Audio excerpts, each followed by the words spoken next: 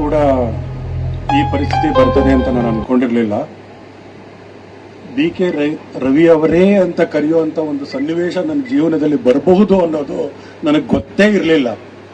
ಯಾಕೆ ಅಂತಂದ್ರೆ ನನ್ನ junior B K Ravi PG ನಲ್ಲಿ ಮಾಸ್ ಕಮ್ಯುನಿಕೇಶನ್ ಮಾಡುವಾಗ.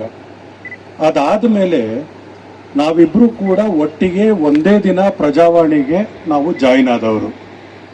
ಪ್ರಜಾವಾಣಿಗೆ ಜಾಯಿನ್ ಆಗಿ ಡಿಗ್ರಿಯಲ್ಲಿ ಪೋಸ್ಟ್ ಗ್ರಾಜುಯೇಷನ್ ಒಟ್ಟಿಗೆ ಇದ್ದು ಮತ್ತೆ ಯಾವಾಗಲೂ ಕೂಡ ಫೋನಲ್ಲಿ ಮಾತಾಡಿಕೊಂಡು ಬೈಕೊಂಡು ಇರುವಂತ ನಾವು ಈಗ ನಾನು ಅವರನ್ನ ಬಿ ಕೆ ರವಿ ಅವರೇ ಅಂತ ಕರೆಯೋದು, ಅವರು ನನ್ನನ್ನು GN ಮೋಹನ್ ಅವರೇ ಅಂತ ಕರೆಯೋದು, ತುಂಬಾ ಈ ಸ್ಥಿತಿ ಬರುತ್ತೆ ಅಂತ ಗೊತ್ತಿರಲಿಲ್ಲ. ಬಿ ಕೆ ರವಿಗೆ ಒಂದು ದೊಡ್ಡ ಶಕ್ತಿ ಇದೆ. ಏನಂತಂದ್ರೆ ಯಾರನ್ನ ಬೇಕಾದರೂ ಕೂಡ ಪ್ರೀತಿಯಿಂದ ಗೆಲ್ಲಬಲ್ಲ ಗುಣ ಇದೆ. ಮತ್ತೆ ಅಷ್ಟೇ ಅಲ್ಲ, ಪ್ರೀತಿಯಿಂದ ಇಷ್ಟೊಂದು ಜನರನ್ನ ಸೇರಿಸುವಂತ ಶಕ್ತಿನೂ ಇದೆ ಅವರಿಗೆ. ನಾವಿಲ್ಲಿ ಬಂದಾಗ ನಾವೆಲ್ಲರೂ ಕೂಡ, ನಾನು ಆರತಿ ಶರೀಫ್ ಅವರೆಲ್ಲ ಬಂದಾಗ ಇಲ್ಲಿದ್ದ 3 ಜನ ನೋಡಿ 3 ಜನರ ಜೊತೆಗೆ ನಾವು 3 ಜನ ಸೇರ್ಕೊಂಡ್ವಿ, ಪರವಾಗಿಲ್ಲ ಅಂತಂದ್ರೆ ಈಗ ನೋಡಿದ್ರೆ ಕುರ್ಚಿಗಳು ಕೂಡ ತುಂಬಿ ಇನ್ನಷ್ಟು ಕುರ್ಚಿ ಹಾಕಬೇಕು ಅನ್ನೋಷ್ಟು ಜನ ಸೇರಿದ್ದಾರೆ. ಅದು ಬಿ ಕೆ ರವಿ ಅವರ ಶಕ್ತಿ. ಬಿ ಕೆ ರವಿ ಅವರು ಕೊಪ್ಪಳದಲ್ಲಿ ಕುಲಪತಿ ಆದಾಗಲೂ ಕೂಡ ನಾನು ಅಲ್ಲಿ ಹೋಗಿದ್ದೇನೆ, ಮತ್ತೆ ಇಲ್ಲಿ ಕೂಡ ಈಗ ಬಂದಿದ್ದೇನೆ. ಇದಕ್ಕೆ ಮುಂಚೆಯೂ ಕೂಡ ನಾವಿಬ್ರು ಇದೇ ವೇದಿಕೆಯನ್ನ ಹಂಚ್ಕೊಂಡಿದ್ದೇವೆ. ಸೊ ಬಿ ಕೆ ರವಿ ಅವರಿಗೆ ಅದು ಬರಹ ಇರಲಿ, ಭಾಷಣ ಇರಲಿ ಅಥವಾ ಚಿಂತನೆ ಇರಲಿ, ಇದರಲ್ಲಿ ಸ್ಪಷ್ಟತೆ ಇದೆ. ಮತ್ತೆ ಎಲ್ಲದಕ್ಕೂ ಕೂಡ ಒಂದು ಕಳಕಳಿ ಇದೆ. ಮತ್ತೆ ಏನು ಮಾಡಬೇಕು ಅನ್ನೋ ಒಂದು ಮುನ್ನೋಟ ತುಂಬಾ ಚೆನ್ನಾಗಿದೆ. ಸೊ ಆ ಕಾರಣದಿಂದಾಗಿ ಬಿ ಕೆ ರವಿ ಅವರನ್ನ ಎಲ್ಲರ ಪರವಾಗಿ ನಾನು ಅಭಿನಂದಿಸೋದಿಕ್ಕೆ ತುಂಬಾ ಇಷ್ಟಪಡ್ತೀನಿ ನಾನು. ಎರಡನೇದು, ಈ ಹಳ್ಳಿಗಳ ಕಡೆ ರಾಮಾಯಣ ಆಗುವಾಗ ಏನ್ ಮಾಡ್ತಾರೆ, ಮಧ್ಯದಲ್ಲಿ ಮಲಗಿಬಿಡ್ತಾರೆ ಮಕ್ಕಳು, ಅಮ್ಮ ಆಂಜನೇಯ ಬಂದಾಗ ಎಬ್ಸು ಅಂತ. ನಾನು ಪಟ್ಟಿ ನೋಡಿ ನನ್ನ ಹೆಸರು ನೋಡಿದೆ ಎಲ್ಲಿ ಬರುತ್ತೆ ಅಂತ. ನಿಜಕ್ಕೂ ಕೂಡ ರಾಮಾಯಣದಲ್ಲಿ ಹನುಮಂತ ಎಂಟ್ರಿ ಕೊಡ್ತಾನಲ್ಲ, ಅಲ್ಲಿ ನನ್ನ ಹೆಸರು ಹಾಕಿದ್ದಾರೆ. ಸೊ ಆಮೇಲೆ ತಿರುಗಿ ಹೇಳ್ತಾರೆ ನನಗೆ ಅವರು ಹೇಳ್ತಿದ್ದಾರೆ, ಚೆನ್ನಾಗಿ ಮಾತಾಡ್ತೀಯ ಅದಕ್ಕೆ ಹಾಕಿದೀವಿ, ನಿದ್ದೆ ಬರೋವಾಗ ಎಬ್ಬಿಸ್ಬೋದು ಅಂತ. ಸೊ ನನಗೆ ಗೊತ್ತು ಯಾಕೆ ಅಂತಂದ್ರೆ ಅಲ್ಲಿವರೆಗೂ ಇರ್ಲಿ ಅಂತ ಹೇಳಿ.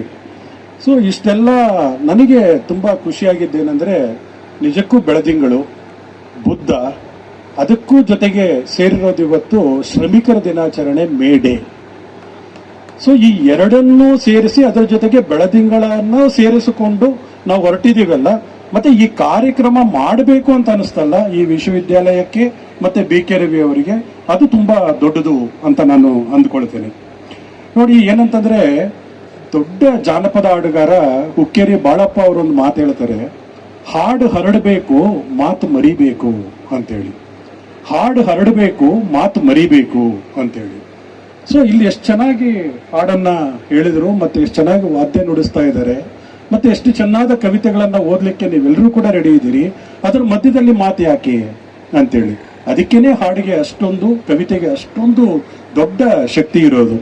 ಸೊ ಅದು ಎಂತಹ ಒಂದು ಶಕ್ತಿಯನ್ನು ಕೂಡ ಕವಿತೆ ಮಣಿಸಬಲ್ಲದು. ಇವತ್ತು ಯಾಕೆ ಬೆಳದಿಂಗಳು ಅಂತಂದ್ರೆ, ಕತ್ತಲೆಯಲ್ಲಿ ಅದು ಬೆಳಕನ್ನು ಕೊಡ್ತಾ ಇದೆ. ಸೊ ಕತ್ತಲೆಯಲ್ಲಿ ಬೆಳಕನ್ನು ಕೊಡೋದೇ ಕವಿತೆಯ ದೊಡ್ಡ ಶಕ್ತಿ. ಇಡೀ ಸಮಾಜದಲ್ಲಿ ಅಂಧಕಾರ ತುಂಬಿದೆ ಅಂತ ಹಾಹಾಕಾರ ಪಡುವಂತ ಸಮಯದಲ್ಲಿ ಕವಿತೆ ಅನ್ನುವ ಒಂದು ಬೆಳದಿಂಗಳು ಚೆಲ್ತಾನೇ ಇರ್ತದೆ. ಹಾಗಾಗಿಯೇ ಇವತ್ತು ಸಮಾಜದಲ್ಲಿ ಇರುವವರಿಗೆ ಅದು ದಾರಿ ಸಿಗುತ್ತೆ, ಓಡಾಡೋದಿಕ್ಕೆ, ನಡೆಯೋದಕ್ಕೆ, ಮುಂದೆ ಹೋಗೋದಕ್ಕೆ, ಚಲನೆ ಮಾಡೋದಕ್ಕೆ ಕಾವ್ಯ ದೊಡ್ಡ ಶಕ್ತಿಯನ್ನ ಕೊಡ್ತದೆ. ಆ ಕಾರಣಕ್ಕೋಸ್ಕರವೇ ಕವಿತೆ ನಮ್ಮ ಜೊತೆ ಇರಬೇಕು ಅಂತೇಳಿ ಇವತ್ತು ಏಕ ಭಾಷೆ, ಏಕ ಸಂಸ್ಕೃತಿ, ಏಕ ಉಡುಪು ಎಲ್ಲದನ್ನು ನಮ್ಮ ಮೇಲೆ ಹೇರ್ತಾ ಇರುವಂತ ಸಂದರ್ಭದಲ್ಲಿ ಕವಿತೆ ಒಂದು ಪ್ರತಿರೋಧದ ಶಕ್ತಿಯಾಗಿ ನಿಂತುಕೊಳ್ಳುತ್ತೆ. ಸೊ ಹಾಗೆ ಶಕ್ತಿಯಾಗಿ ನಿಂತುಕೊಂಡ ಕಾರಣಕ್ಕೋಸ್ಕರವೇ ಸಾಹಿತ್ಯಕ್ಕೆ ಒಂದು ದೊಡ್ಡ ಮರ್ಯಾದೆ ಇದೆ. ಸೊ ಇವತ್ತು ಯಾವಾಗಲೂ ಅಷ್ಟೇ, ನಾವು ಸಾಹಿತ್ಯ ಮತ್ತೆ ಸಮಾಜ ಇದೆಯಲ್ಲ, ಅದನ್ನ ಯಾವತ್ತೂ ಕೂಡಿಸೋದು. ಸೊ ಈ ಒಂದು ನಮ್ಮ ಮನಸ್ಸುಗಳನ್ನ, ಸೊ ಈ ತಂತನ್ನ ನಾವು ಆ ಸೇತುವೆಯನ್ನ ಏನು ಸೃಷ್ಟಿ ಮಾಡಿದ್ದೇವೆ, ಸಾಹಿತ್ಯ ಏನು ಸೃಷ್ಟಿ ಮಾಡುತ್ತೆ ಸಮಾಜದ ಜೊತೆ ನಂಟನ್ನ, ಅದನ್ನ ಒಡೆದಾಗ್ತಾ ಇರುವಂತ ಸಂದರ್ಭದಲ್ಲಿ ಕವಿತೆ ಅನ್ನೋದು ಅದನ್ನ ಮತ್ತೆ ಮತ್ತೆ ಬೆಸೆಯೋದಕ್ಕೆ ಪ್ರಯತ್ನ ಮಾಡ್ತಾನೇ ಇರುತ್ತೆ ಅಂತೇಳಿ. ಸೊ ಪ್ಯಾಬ್ಲೋ ನೆರೂಡಾ ಬ್ರೆಕ್ಟ್ ಕೇಳ್ತಾನೆ ಏನಂತಂದ್ರೆ, ಕಗ್ಗತ್ತಲ ಕಾಲದಲ್ಲಿ ಕವಿತೆ ಬರೆಯುವುದುಂಟೆ ಅಂತೇಳಿ. ಅಂದ್ರೆ ಎಲ್ಲಾ ಕಡೆ ಕತ್ಲರಡಿದೆ, ಅಂತ ಸಮಯದಲ್ಲಿ ಕವಿತೆ ಬರೀತೀರಾ ಅಂತೇಳಿ. ಅದಕ್ಕೆ ಅವನೇ ಉತ್ತರ ಹೇಳ್ತಾನೆ, ಹೌದು, ಕಗ್ಗತ್ತಲ ಕಾಲದಲ್ಲಿ ಕವಿತೆ ಬರೆಯುವುದುಂಟು, ಕಗ್ಗತ್ತಲ ಕಾಲದ ಬಗ್ಗೆ ಅಂತ. ಅಂದ್ರೆ ನಾವು ಕಗ್ಗತ್ತಲು ಅಂತ ಕೂತರೆ ಸಾಲಲ್ಲ, ಆದರೆ ಕಗ್ಗತ್ತಲಿನ ಬಗ್ಗೆ ಕವಿತೆ ಬರೆದರೆ ಮಾತ್ರ ಅದು ಒಂದು ರೀತಿ ಸಮಾಜವನ್ನ ಎಚ್ಚರಿಸುತ್ತೆ, ಸಮಾಜವನ್ನ ಮುನ್ನಡೆಸುತ್ತೆ, ಸಮಾಜವನ್ನ ಪ್ರಜ್ಞಾವಂತರನ್ನಾಗಿ ಮಾಡುವಂತಹ ಶಕ್ತಿ ಈ ಸಾಹಿತ್ಯಕ್ಕೆ ಇದೆ ಅಂತೇಳಿ.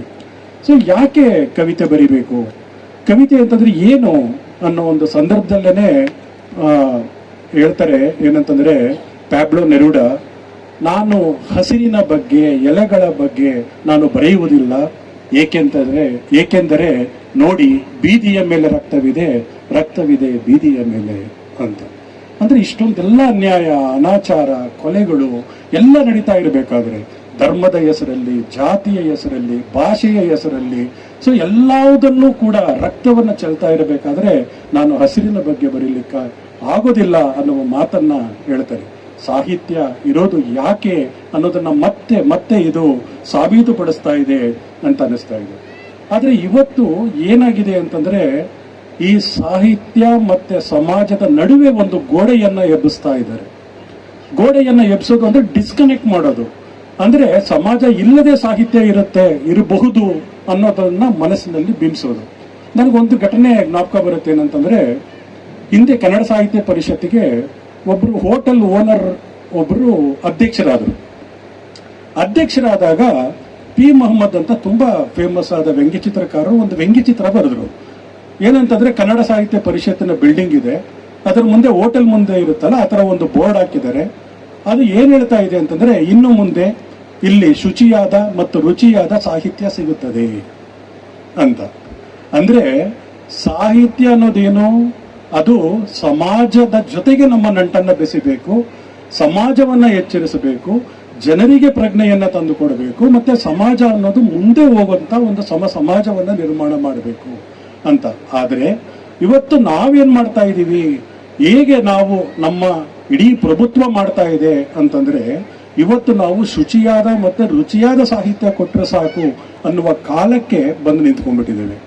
ಇವತ್ತು ಯಾರ್ಯಾರು ಕವಿತೆಗಳನ್ನ ಓದ್ಲಿಕ್ಕಿದ್ದೀರಿ, ನೀವೆಲ್ಲರೂ ಕೂಡ ಯೋಚಿಸಬೇಕು, ನಾವು ಎಂತ ಸಾಹಿತ್ಯವನ್ನ ಬರಿತಾ ಇದ್ದೀವಿ, ಮತ್ತೆ ನಾವು ಯಾವ ಸಮಾಜದ ಮಧ್ಯದಲ್ಲಿ ಇದ್ದೀವಿ, ನಾವು ನಮ್ಮ ಸಮಾಜದ ಬಗ್ಗೆ ಮಾತನಾಡ್ತಾ ಇದ್ದೀವ, ಸಮಾಜದಲ್ಲಿರುವಂತ ನೋವುಗಳು ನಮ್ಮ ನೋವುಗಳು ಅಲ್ವಾ ಅನ್ನೋದನ್ನ ಪ್ರಶ್ನೆ ಮಾಡ್ಕೊಳ್ಳದೆ ಹೋದ್ರೆ ಯಾವ ಸಾಹಿತ್ಯ ಬರುತ್ತೆ ಗೊತ್ತಾ?